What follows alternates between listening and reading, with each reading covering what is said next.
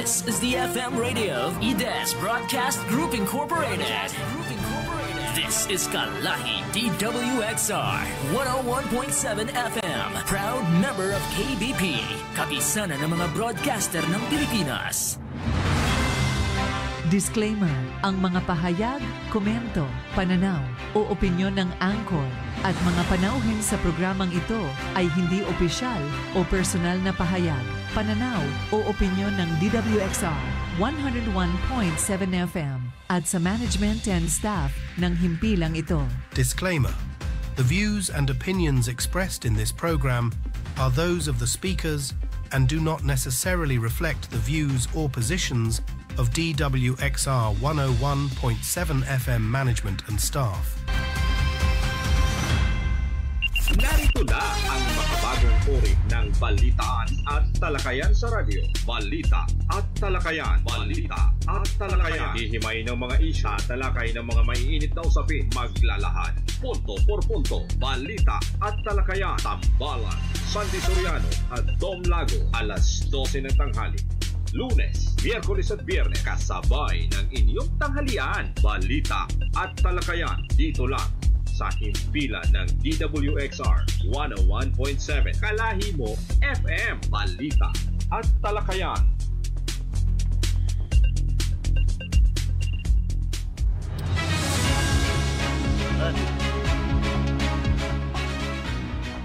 Okay, dito na naman po tayo sa radio station upang maghatid na naman ng isang oras na talakayan. At syempre, at bago tayo magsimula, ay dito po yung aking kasama. Magandang tanghali po sa lahat ng mga sumusubaybay sa atin hong programang Balita at Talakayan. Magandang tanghali kasamang Sandy. Yes, at alam ko galing kang Occidental, kararating mo lamang. Kumusta ba doon ang kalagayan, hindi lang ng panahon at ng politika doon sa lugar ng Occidental? Alam ko madaming problema din yan, yung power crisis eh. Actually, isa din sa problema yan eh. Actually, ang Occidental ngayon, medyo tahimik sila pagdating sa eleksyon. Yung politikang, kumbaga, medyo tahimik doon dahil hindi tulad dito yung makikita mo kaliwat ka ng mga tarpaulin na sa Occidental wala ka pa halos makitang ganun, kumbaga hindi pa ramdam yung politikahan doon at nakikita ko yung mga, since na nakakamonitor tayo sa mga radio stations, may mga programa naririnig natin kasamang Sandy, lahat nagtatrabaho pa. Wala pang politikahan at saka sa tingin ko para wala nitang kalaban yung gobernador ng sa ngayon Occidental. Wala pang lumalabas.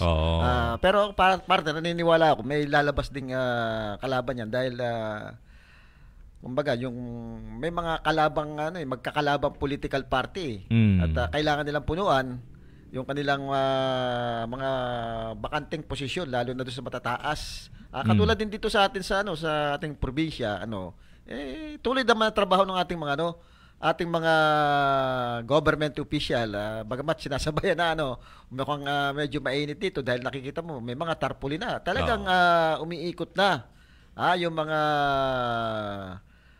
kandidato, nagpaparamdam na at pumupunta na sa bawat barangay. Kaya although yung sinasabi natin October 1, doon pa lang magkakaroon ng linaw kung sino-sino talaga ang tatakbo sa mga kanya-kanyang posisyon. Oo. At nakikita nga natin, marami talaga dito nagpaparamdam sa atin sapagkat marami kasi mga mababakanting posisyon katulad halimbawa ng Vice Governor sapagkat matunog at sa tingin ko siguro hindi na mag-withdraw yan ng kanyang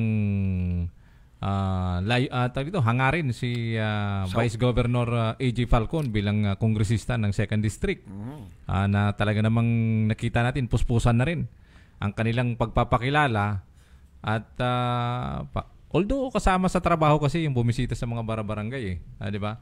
Pero ang main function kasi ng vice gobernador is yung legislatura. Actually, diba? Partner, ang umiikot naman sa barangay hindi lamang yung yung mga incumbent kasi sa incumbent talagang pwede nilang palabasing bahagi yun ng kanilang trabaho. Pero may nakikita tayo na mga wala naman sa posisyon, merong nangangako, merong paiba-iba ng desisyon. Di ba? Pero sabi nga nung antay na lang kayo October. Titingnan natin kung ano lalabas sa tawas. Kung ano ba talaga yung lalabas sa tawas. Oo. Ang mahalaga kasi dito, kung meron man ho kayong gustong mangyari at meron kayong hangarin o gustong mangyari sa larangan ng pamumulitika, ang mananaig pa rin dito yung dapat kapakanan ng taong bayan. At syempre, partner, ang lagi nating paalala, dapat matuto tayong pumili ng tamang kandidato kasi sa huli tayo din ang magsisisi. Alam mo, partner, yung pera ay talagang siguro inugatan na yan, naandyan na. Pag may pera ka, talagang may namimigay. Ngayon, ang ating paliwanag diyan, kung di rin lang talaga nila matanggihan yung mga pera nga pinamimigay, lahat naman yan namimigay, partner. Depende nila siguro sa presyo. Tanggapin na lang nila yung yung pera. Pakinabangan nila kasi sa totoo lang naman. Kumbaga, yung perang pinamimigay naman na yun, hindi natin napos ang galing yan. Ngayon, kung tatanggapin mo naman yan, wag naman na ibig sabihin na sila na iboboto mo. Ilagay mo sa iyong utak na ito'y parang ako'y tatanggapin ko itong perang ito. Pero pakiramdam mo parang ako'y minamaalit nito at bagay sinasabing mukhang pera. Ang maging ganti mo na lang yung pagsulat sa balota, hindi naman kita Di ba? Kaya kung nakikita mo naman na alam mo naman gano'n, gano'n naman talaga ang magiging perception nun dala ka lang ng pera. Madali kang bilhin. Ngayon, kung marunong ka, wag mo ilagay sa balota. Actually, sa mga ganyang sistema kasi, sa bawat isang grupo ng mga politiko, halimbawa, tatakbo ka ng gobernador, vice governor, di ba meron kasing meron kasing yung tinatawag na awareness doon sa sa tamang pagboto, di ba? May representative from the COMELEC. Pati COMELEC meron naman paalala. May mga paalala yung mga yan kung ano yung mga kwalifikasyon. Paano tamang pagboto, sino dapat piliin. Wag natin sinasabi doon. Wag natin ipagbili yung ating boto. Di ba? Yun ang malimit diyan Yun ang malimit. At yun ang sinasabi natin pa. Pwede ko talagang hindi niyo maiwasan tanggapin yung pera, pero ilagay niyo sa sarili niyo na para kayong iniinsulto ng mga kandidato na yan. Kunin nyo na lamang yung pera, bawi sa kanila, wag nyo ilagay sa balota. Parang ganito yan Wag nyo na pong abot sa akin yung pera, iwanan nyo na lang. O kaya may Gcash naman nakakahiya naman yung harap-harapan yan. Hindi halata, Alam mo, partner, dyan sa Occidental Mindoro, ang isa sa pinakamalaking problema din diyan ay yung power supply. At syempre dito sa atin sa Oriental Mindoro, isa din yan sa napakalaking problema, yung ating power supply dahil doon sa patay sindi, yung kinagagalit ng ating mga kababayan At maraming nangako na dito. Kung matatandaan mo, meron isang mataas na politiko na nung siya nangangampanya, isa yan sa pinangako niya. Yung power supply, nasabi pa nga susolusyonan ko ang kalbaryong patay sinding kuryente na yan. Pero partner, wala. Matatapos na ang termino. Andito pa rin yung problema ng power supply. At mamaya papakinggan natin yung kapanayam natin kay Congressman Arnan Panaligan tungkol do sa problema natin sa power supply. At, alam mo, kasamang Sandy, nakikita ko yung pagbabago sa Occidental kasi 2 nights akong natulog doon. 2 days akong lumagi. Hindi ako nakaranas ng brownout mas okay na, parang naging stable kasi.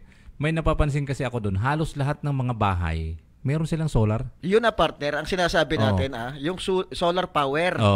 At bakit hindi natin i-promote yung solar power dito sa ating probinsya? Samantalang yung mga negosyante ngayong malalaki, yung mga hotel ay gumagamit na yan at sila mismo nagpapatotoo na napakalaking tipid. Tapos pagka solar power yung gagamitin. Tapos yung ilang mga construction site doon, meron talaga silang solar panel.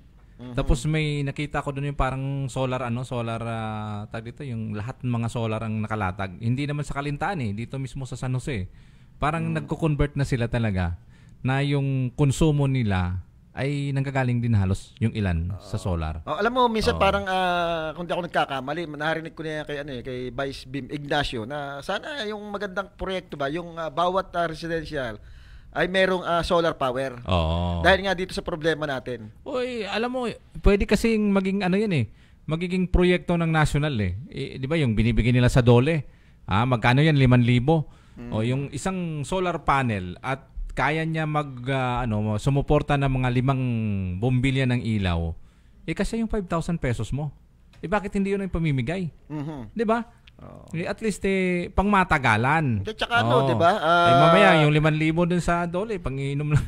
hindi lang partner doon sa Dole. Ang dami niyan sa Tupad, sa So, siguro may bago pa ngayon. May pera yung gobyerno para gawing proyekto na bawat bahay magkaroon ng solar power. Meron pa yung programa ngayon yung sa AX ba yon na sinasabi nila from yung sa DSWD na parang ipapasayata ngayon sa sisimulan ng hearing ngayon sa Senado para maging permanent program ng DSWD itong AX. Yun puro nakikita natin talaga puro dole out na lang yata yung ginagawa ng ating gobyerno. Padagdag yung kaya lang partner nakikinabang lang lagi sinasabi nila yung yung mga mahihirap. Paano naman partner? Yung mga nagtatrabaho ng tunay na nagbabayad ng tax, dapat may incentive din sila binibigay diyan. Dapat pala hindi na rin tayo nagtatrabaho. Nakanganga na lang tayo para yun na nga sinasabi ng iba Buti pa ito mga ito nakangana. Alam mo parte yung tinatanggap ng mga yan hindi naman galing sa gobyerno yan. Galing yan doon sa mga taxpayer, yung mga nagtatrabaho talaga. At yun ang ibinibigay sa kanila. So parang yung mga magtrabaho kayo para kami. Ayun, parang pinaghahanap buhay na lang ng mga talagang tunay na nagbabayad ng tax. Yung mga yung mga sinasabing mahirap, bakit kami na nagtatrabaho, dapat kami yung bigyan nyo ng magandang incentive para masipagin kami. At maging inspirasyon doon sa mga mahihirap. Diyan na nga biktima yung mga senior citizen natin sa mga batas na minsan may mga loopholes na tinatawag katulad ng mga senior citizen. Pag meron kang pension sa SSS o anumang klaseng government na pinag-ipunan mo para magkaroon ka ng pension, di ba? Wala ka natatanggap bilang pension mo as senior citizen. Pero diba? partner, meron yata batas ngayon na wala na. Lahat na yata ng senior citizen ay makakatanggap na. Hindi ko lang alam kung pasado na yan. Sana nga, kung naipatupad na yan, sana makinabang lahat ng may senior kasi ilang taon na lang, senior na rin tayo. Tsaka partner siguro, gumawa naman sila ng batas na para naman doon sa mga tunay na nagtatrabaho na bibigyan naman nila ng maganda ring incentive. Doon dapat para sipagin sila, mas sipagin magbayad ng tax. At para mas madami pa sila di ba? Di bali si Presidente, junior yan, hindi yan senior Kaya dapat ipatupad yan sa lahat ng mga magiging senior yung kanilang yan kasi karapatan yan diba? Tsaka partner, pag ikay matanda na, kahit paano naman, kahit sabihin mo ako may kaya, kasi sabihin mo ito may mga anak na nagtatrabaho, abay malaking bagay na rin, nakakatuwa na rin doon sa mga senior citizen, nakakatanggap sila ng mga ganung benefits. Kasi sila nagpakahirap din ng mga bata pa. Magkano binayad sa tax ng mga yan? Pamula sila nagtrabaho. Tapos pag matanda, wala man lang kasi nga yung mga SS na pension, binayaran nila yan, kinaltas sa sweldo nila yan di ba? Binayaran mo yan ipon mo yan na ibabalik sa'yo pag ikay naging senior. Yung kasi, karapatan mo yun na tumanggap ng senior citizen sa tawag dyan na back pay, parang back pay sa'yo, di ba? Isa pa rin partner siguro pension. Sa paalala doon sa ating mga kababayan pumili kayo ng mga kandidato na hindi lang basta kayo binibigyan ng binibigyan. Pumili kayo ng mga kandidato na talagang kaya kayong ihahon sa kahirapan. Kumbaga yung trabaho, mga livelihood program ay ibibigay sa inyo. Hindi yung basta na lang mamaya yung 5,000 mo partner, sandali lang maubos yan pagtapos nakanganga ka na naman doon sa politiko. Di ba?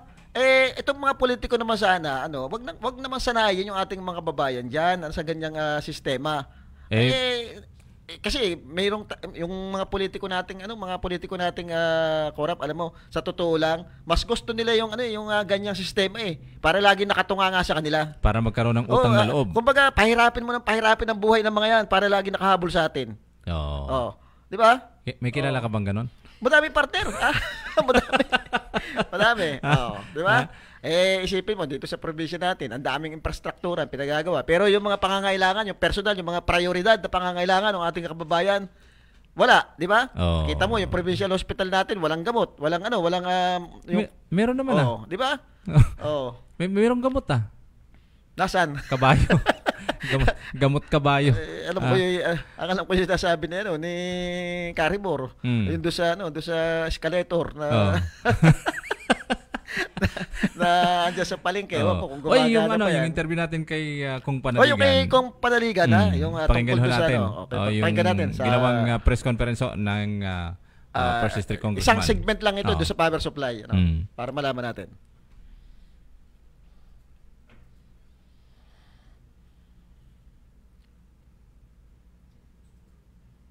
Boy Umali regarding do sa reklamo ng mga taga-Rojas na apektado daw po yung kanilang economy saka yung kabuhayan ng mga komunidad.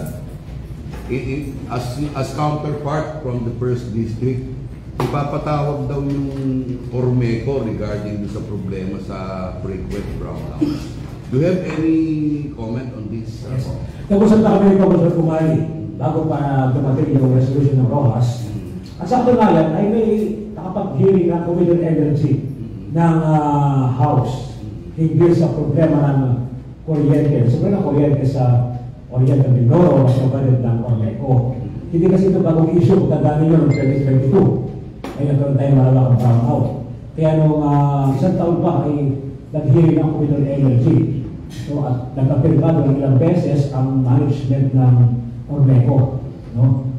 Siguro itong Rojas, munisipyo ng Rojas, dahil lamang sa hindi na rin siguro matiis na nangyayari, kaya nag-file din nagpalabas ng isang resolution na nawagan sa mga congressmen na imbestigahan. Pero may pending na usapin yan sa Committee on Energy.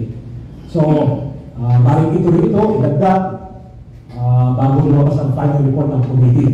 Kakusapin namin ni Congressman Umali, ang chairman ng Committee on Energy, si Congressman Velasco, para alam sa kanya kung dapat mag-hearing muli o kung dapat i-conclude at ilabas na niya yung committee report. Kasi nga ito hindi naman bagong problema. Nakapag-hearing na ito ng ilang beses ang Committee on Energy. So maraming siguro marami na yung nakakusapin si Congressman Velasco na kanya nang ilabas yung report. Pero gusto ko lang mag-comment dyan sa usapin ito, alam naman natin ang dahilan kung bakit mataas ang silang kuryente. Unang-una, pangalawa, bakit na malinis ang brownout. Dahil naman natin na hindi naman sa Ormeco lamang ang responsibilidad. Kasi ang power ay maraming aspekto yan. Generation, pag-generate ng kuryente, yung transmission, at yung distribution. At iba-ibang mga ahensya kasi involved dyan. Ang power distribution, Ormeco yan. Ang pag-generate, yung power provider. Yung pagdadala ng kuryente, ay sa transmission yan. Kaya, nangyayari turuan, sisihan. Kaya hindi dapat karoon. So, hindi naman 100% Ormeco ang may kasalanan. Pero, hindi rin naman sila blameless. Diba? Ganun yun eh. So, masalimuot kasi ang power issue sa Pilipinas dahil sinapchap hati-hati. Generation, transmission, distribution. Hati-hati. Ngayon, sa pipe ng Ormeco ay dapat, nakikita ko, para mapababa ang silik ng kuryente, ay magkaroon na tayo ng competitive selection process para may award sa isang maayos, matino, reliable na power provider, power company, power supplier. Kasi sa ngayon ay emergency power procurement, EPP, ang malaking pinagkukunan ng Supreme Kuryente natin. At pag yan ay emergency power procurement, mahal yan kasi sa batas, walang subsidy ang National Power Corporation sa emergency power procurement. Ang kaya ng pinalo. Kaya true cost, kaya may kamahalan.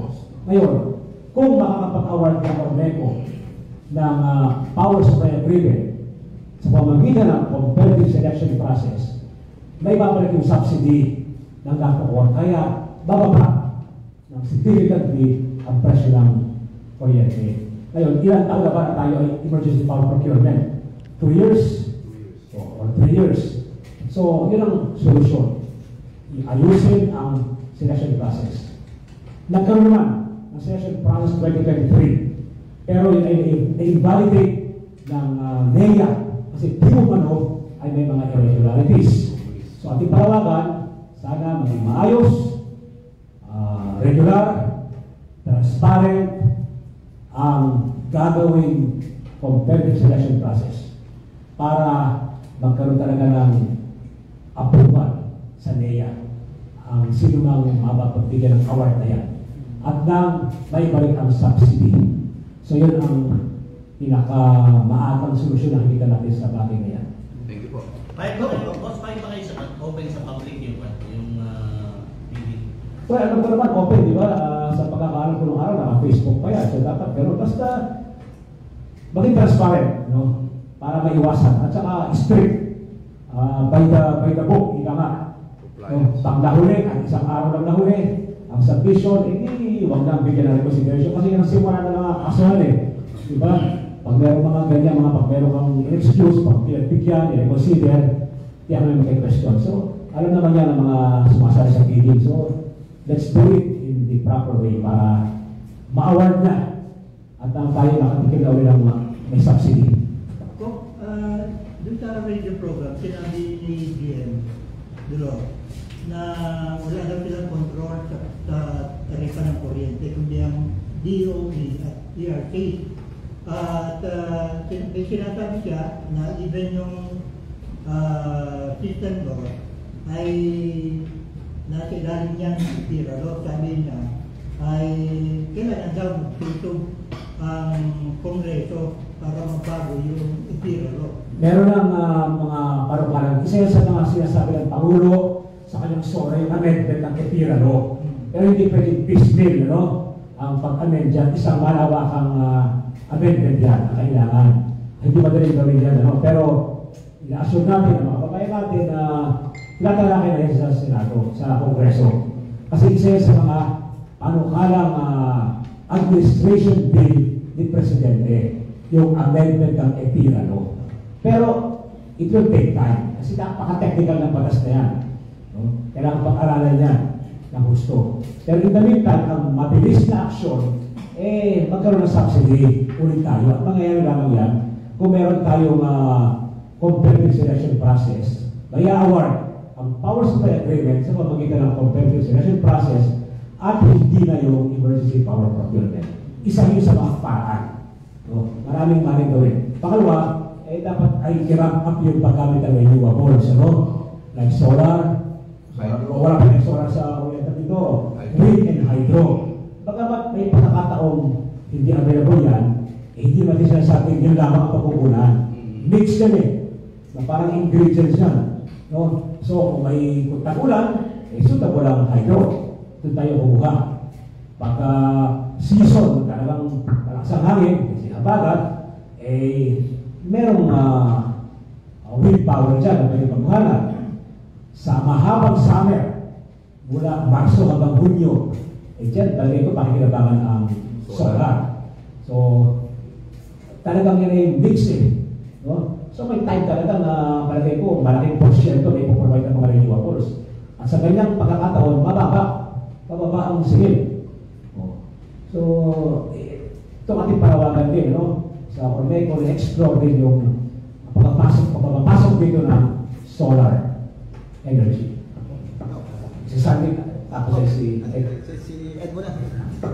Kung hindi ako nagkakamali ko, ang Ormeco, magtatapos na ng franchise niya sa 2027. Tapos mayroon kami mga nare-renex sa isang interview naman. May gustong, ang mungkahin ko ay gawing privado na ang Ormeco. So ano yung reaction niyo dito?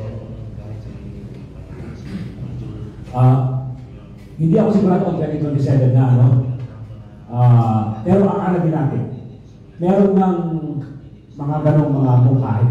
Pero dapat pag-aralan din yan ng maigi. Dapat pag-aralan ng maigi.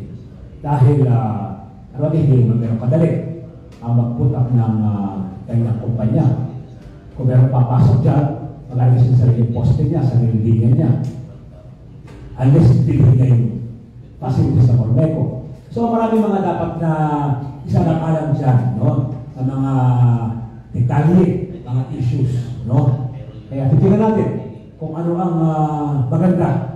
Dapat dumaan ito sa malawakang consultation din. Hindi ito desisyon ng isang tao lamang.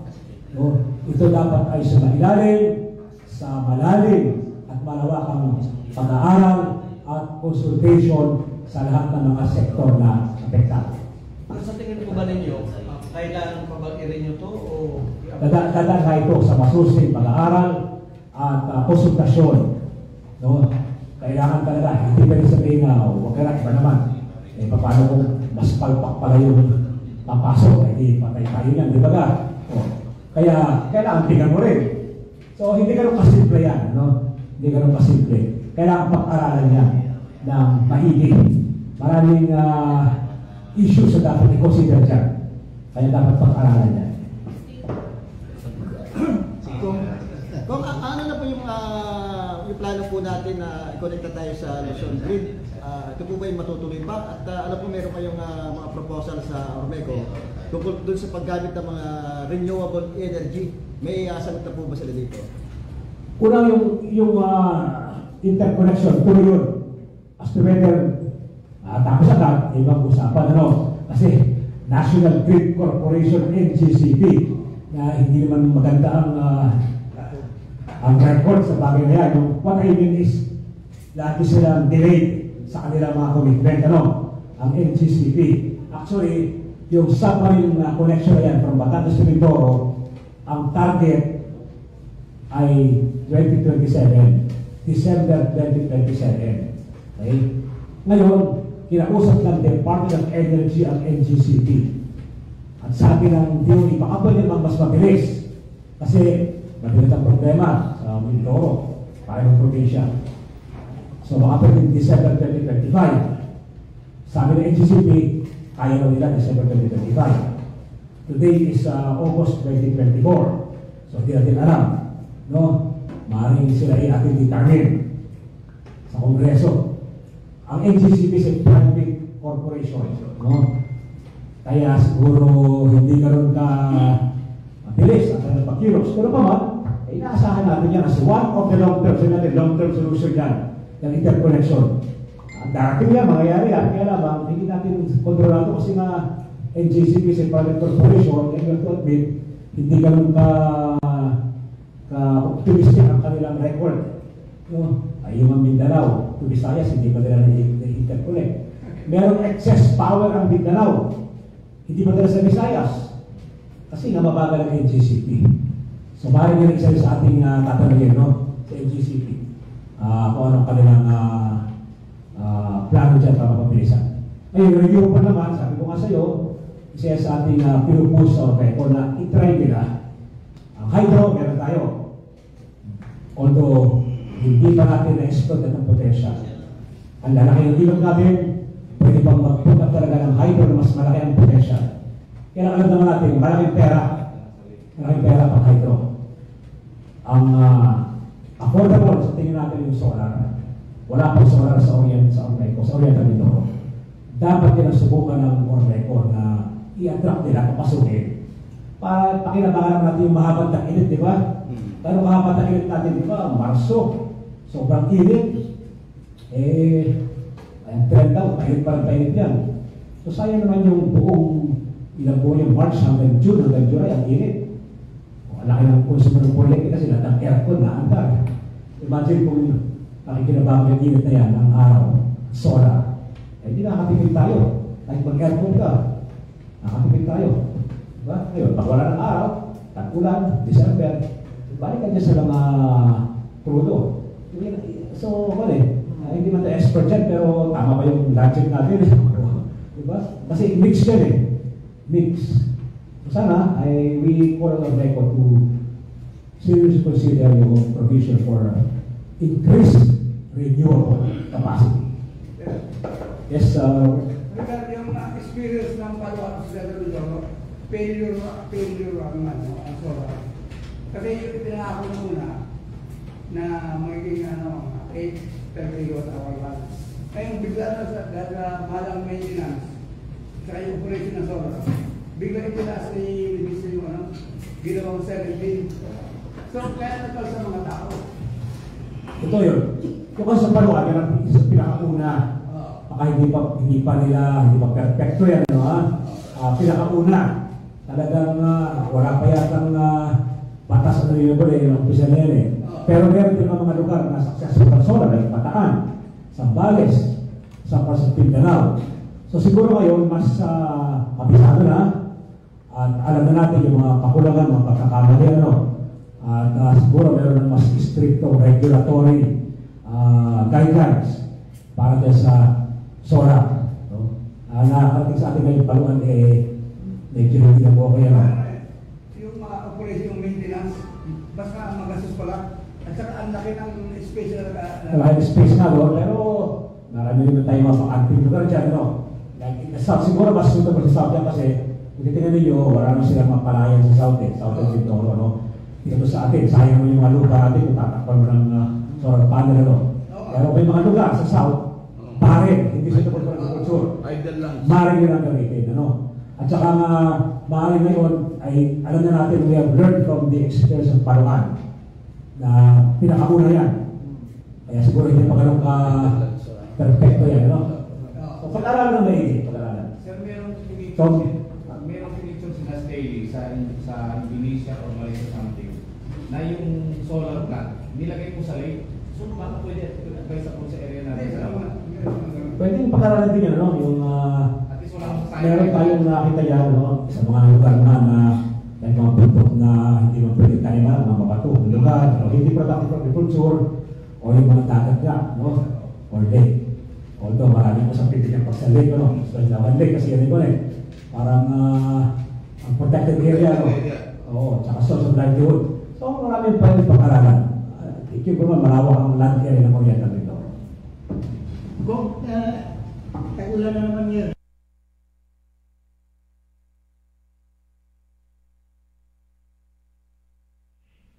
Ayun, yun yung ilang bahagi ng ating panayam kay Congressman Arnan Panaligan tungkol dito sa atin sa problema natin sa power supply. At nabanggit niya, partner, na bago pa man gumawa ng isang resolution itong sangguniang bayan ng Roxas, ay meron ng investigation, meron ng pagpupulong na ginaganap ito sa Kongreso tungkol nga dyan sa mga problemang yan. Oo, kasi hindi lang naman kasi sa lalawigan natin yan yung problema sa kuryente, kundi buong Pilipinas yan nakakaranas ng ganung problema. Kaya lang mas grabe dito. Kaya lang mas matindi kasi dito Kita mo naman yung mga ilang gamit naman nasira sa iyo? Dadalawang ref pa lang. Although kabawasan kasi siyempre binayaran mo yon. Tapos hindi pa naman dapat siyang masisira, nasisira. Pero sabi nung isang kinatawan dati sa Ormeco, nung chinachat ko yan, wala daw kinalaman yung patay sindi ng kuryente, kaya nasisira yung mga appliances. Partner, mismong mga manggagawa na nga ang nagsasabi na mayroong connection yan. Doon sa yung mga appliances natin na nasisira, may connection doon sa patay sinding ng kuryente. Kaya nga yung iba ba nilalagyan nila ng ng parang regulator ba 'yon? Na pag ito ay pinatay at biglang binuhay, kasi pag buhay niya malakas yung yung voltage current. Agad yan yung current. Minsan nabigay yung mga fuse. Ewan ko anong naisip nung taga Ormeco na yun na wala daw connection. Hindi ko alam kung anong merong expertise siya, pero hindi naman siya engineer. At ayun, nabanggit din ni Congressman Arnan Panaligan yung tungkol doon sa ating mga renewable energy.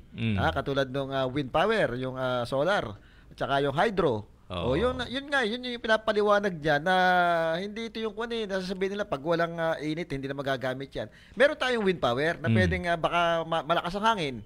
Gagana yan. At kung tag-ulan, yun namang hydropower ang gamitin mo. Kung mag-alternate. Wala ka bang kaibigan na malakas ang hangin? Yun na nga parte madami.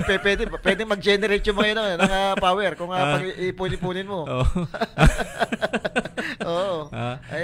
At least kung mayroong mga ganong mga ganong tayong kakilala, makakatulong. 'Di ba?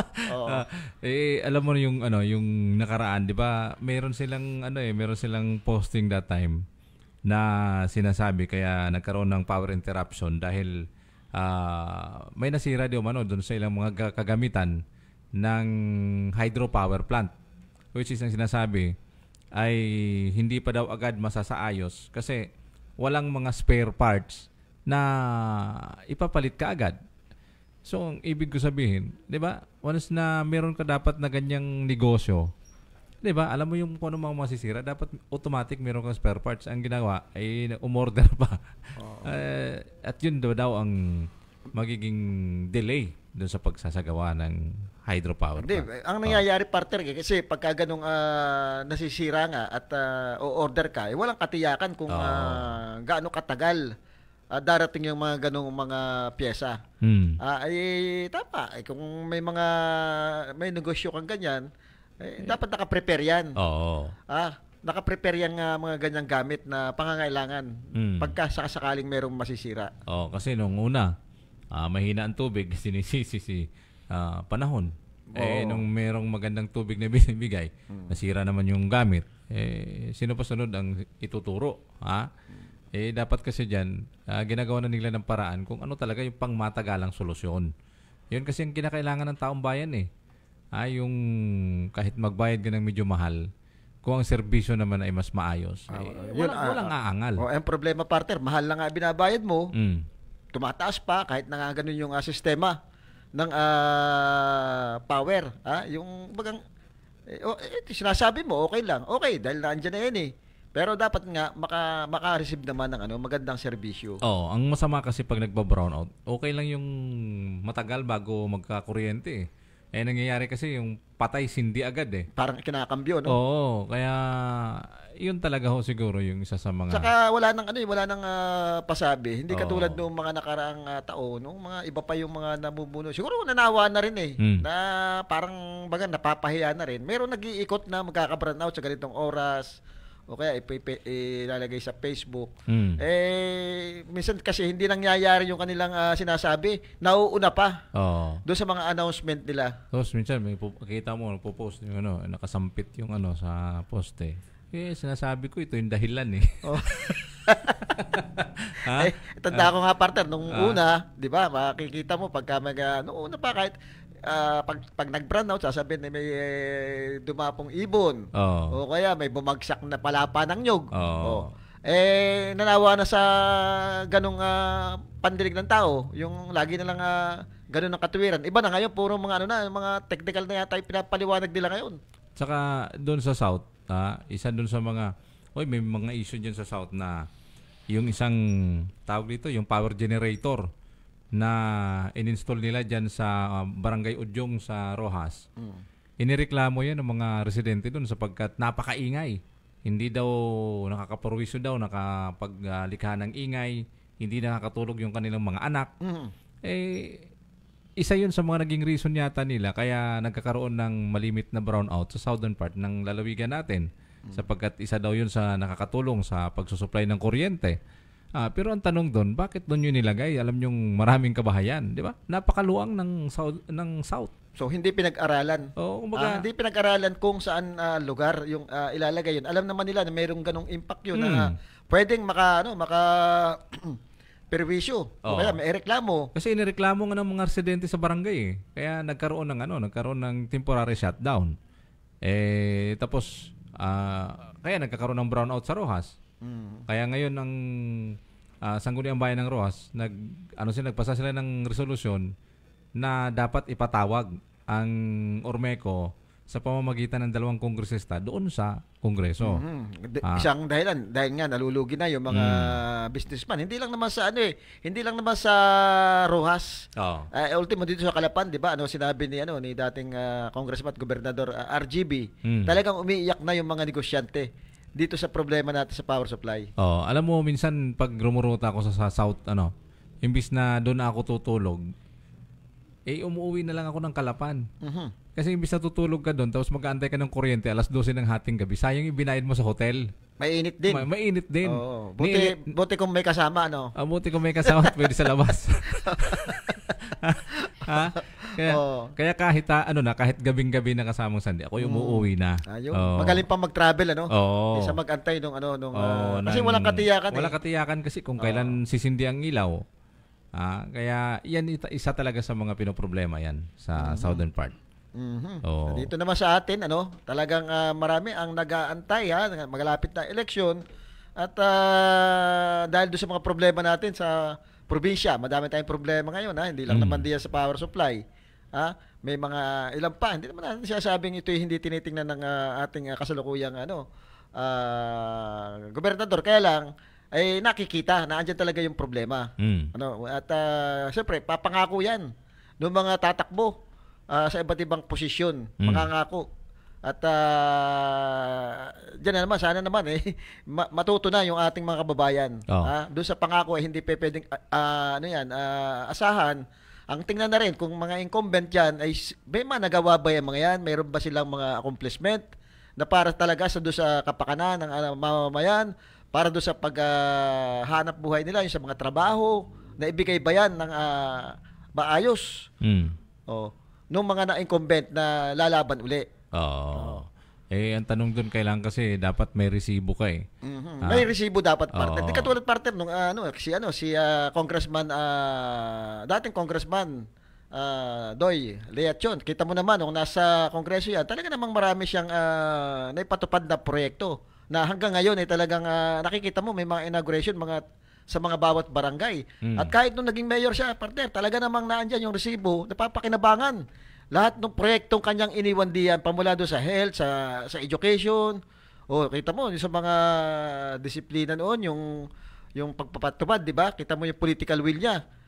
Napakalinis ng Palapan ng panahon nung siya nanunungkulan.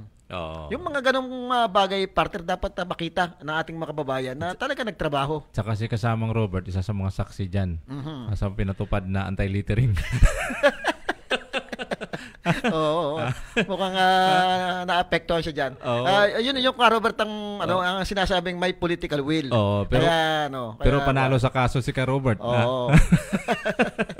Isipin pa siya leadership partner. Nakita mo naman yung naging leadership niya ni dating Mayor Doy Leachon. Alaalala mo nung bumaha, napakalaking baha nangyari sa Calapan, December, magpapasko. Anong ginawa niya? Napakilos niya yung ating mga kababayan para magkaroon ng sandbagging diyan. Lahat ng sektor ng ating syudad ay talagang tumulong doon sa pagsasandbagging diyan sa parte ng ilog. Doon makikita mo yung leadership sa mga ganung tao.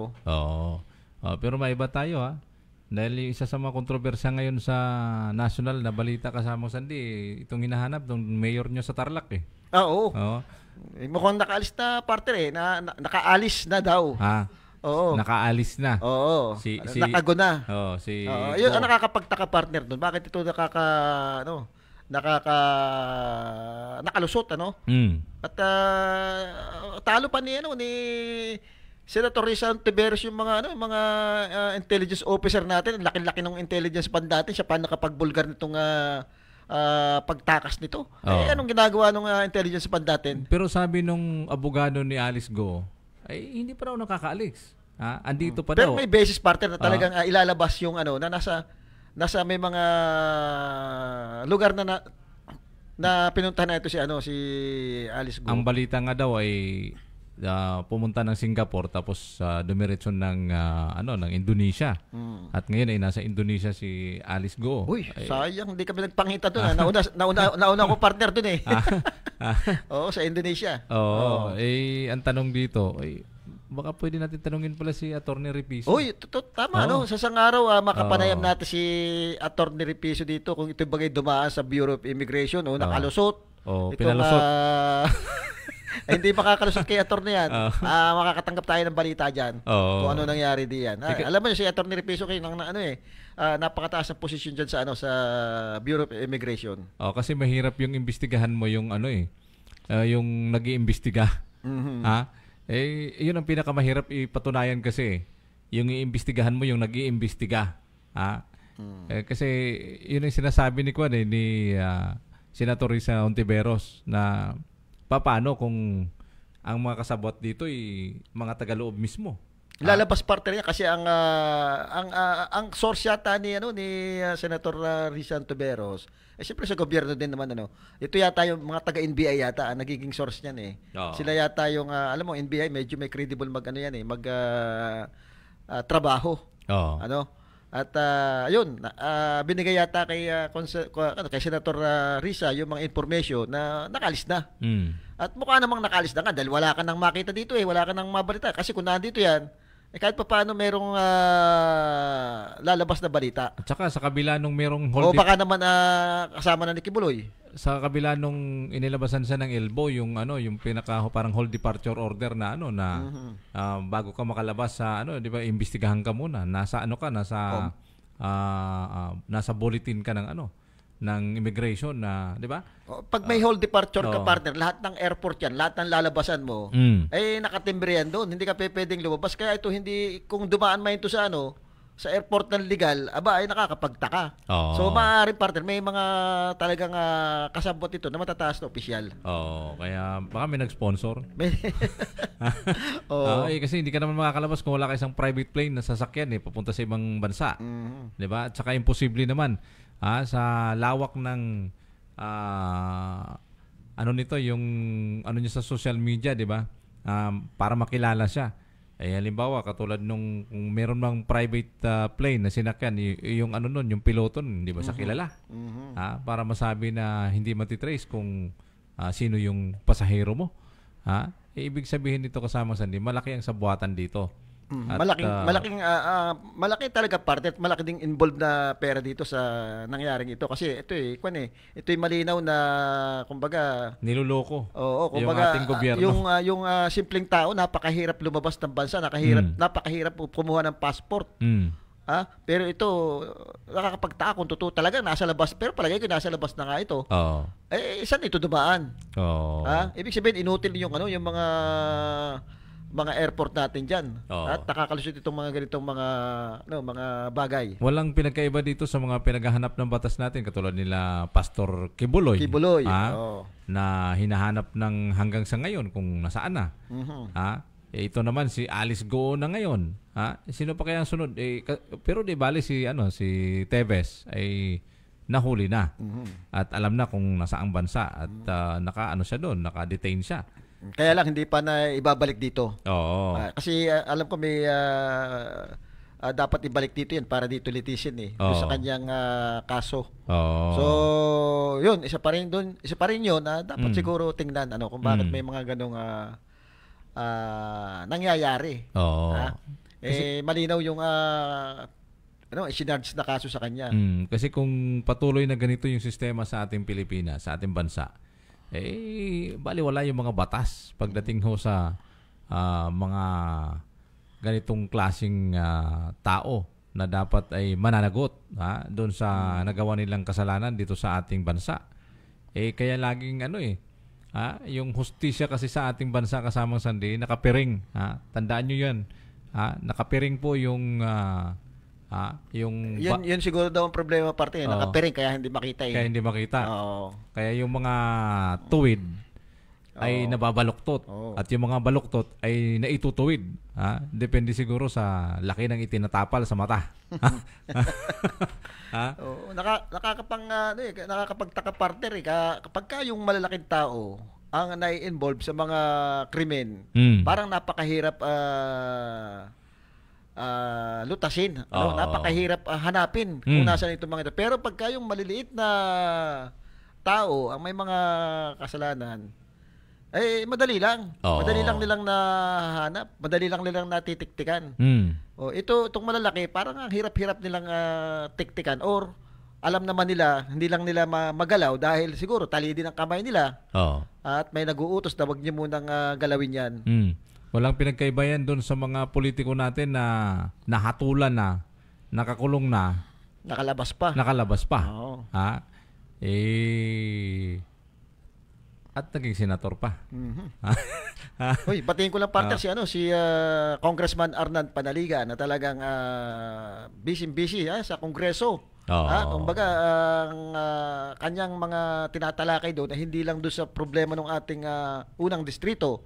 Ito ay miyembro ng kung hindi ako nagkakamali, nasa 14 na committee na yata ang hinahawakan ni Congressman Arnan Panaligan, at minsan ay talagang yung problema na ng bansa natin na napapag-usapan diyan bagamat ganoon, talaga nga yung West Philippine Sea, 'di ba, yung rice tariffication law o yung sa mga industrialization na binabanggit niya, talagang napapanahon lahat ng mga tinatalakay niya diyan sa Kongreso. At yung mga proyekto naman dito sa atin, sa ating lalawigan, kita mo talagang liglig, apaw yung proyektong ibibigay sa bawat bayan. Hindi talaga niya napapabayanan. At kita mo, hindi man ito nag-abroad.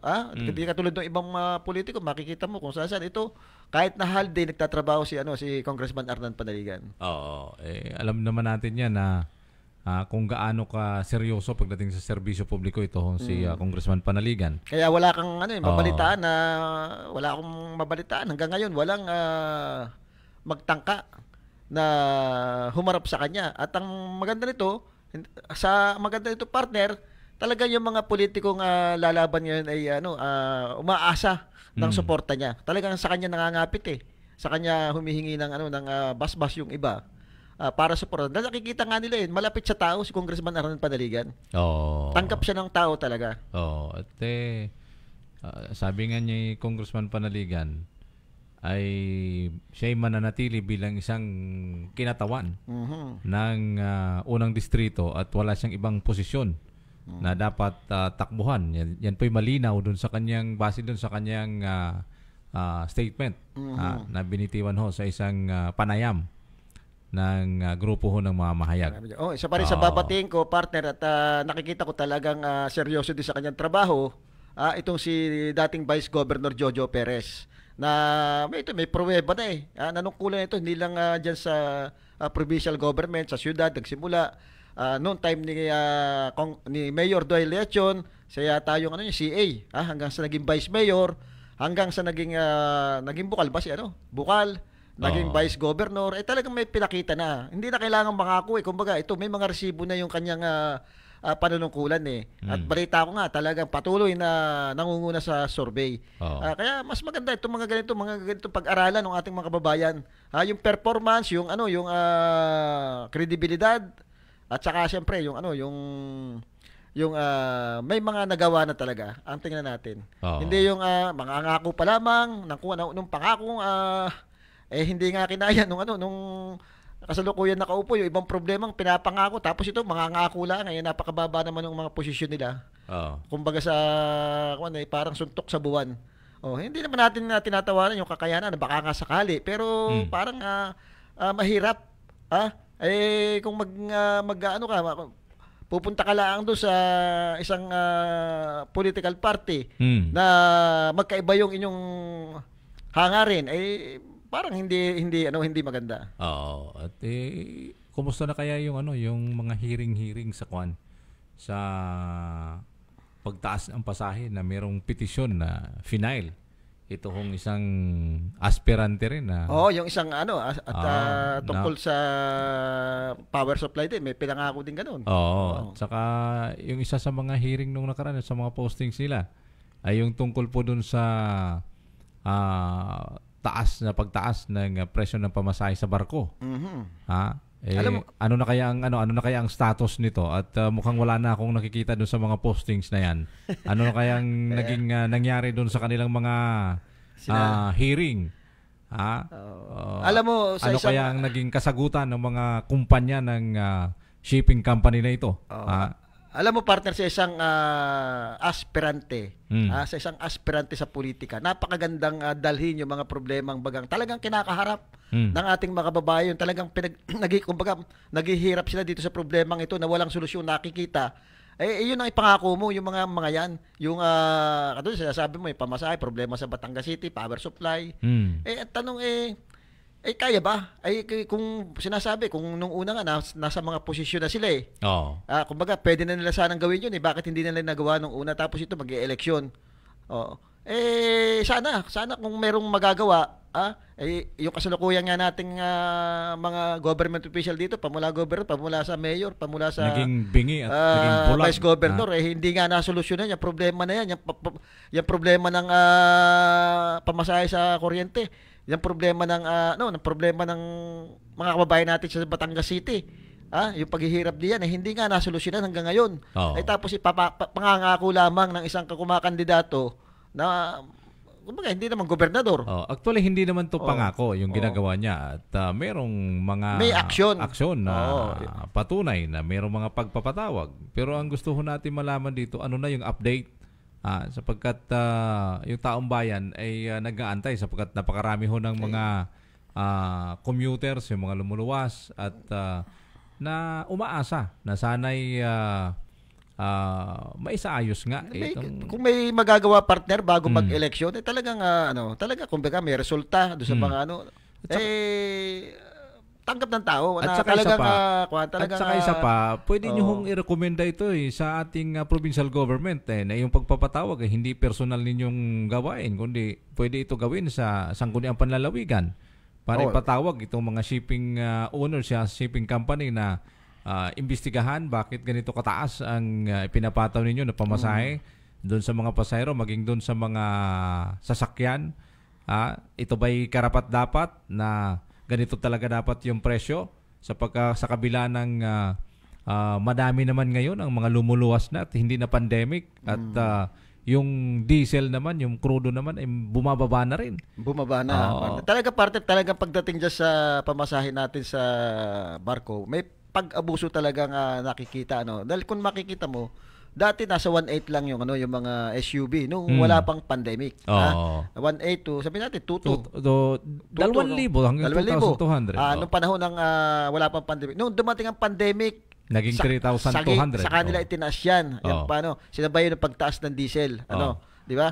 Ngayon wala na yung pandemic. Medyo mababa na rin naman ang diesel. Ang laki pa rin ng depresya. Nasa 3 2 ngayon yung pamasahe ng isang SUV. So bakit hindi niyo i-roll back yan kung talagang kaya dapat may magpapatawag din na meron ding pagpapatawag yung sanggunian, yung provincial government o sino man na mga concerned na mga politicians natin na may hawak doon sa Committee on Transportation. Tama. Alam mo, hindi lang naman yun ang problema natin. Yung problema natin sa Batangas Port.